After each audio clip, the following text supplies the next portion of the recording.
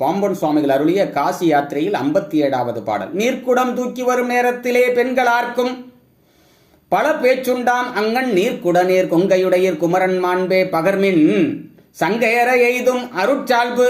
இதன் பொருள் என்னவென்றால், நீர்க்குடங்களை அந்த காலத்தில் தூக்கி வருகின்ற பெண்கள் ஊர்கதைகள் உலக கதைகளை எல்லாம் பேசிக்கொண்டு வருவார்கள். அப்படி பேசிக்கொண்டு வருகிற பெண்கள் அந்த கதைகளை விட்டுவிட்டு முருகன் அருள் கதைகளையும் முருகன் பெருமைகளையும் பேசி வந்தால் அவர்களுக்கு முருகன் அருள் வந்து வாய்க்கும் என்று பாம்பன் சுவாமிகள் குறிப்பிடுகிறார். பாம்பன் சுவாமிகள் காலத்தில் நெடுந்தூரம் சென்று தலையில் தண்ணீர் குடங்களை தூக்கி வருகிற பழக்கம் அதிகமாக இருந்தது. இப்பொழுது அது சற்று குறைவாக இருக்கிறது.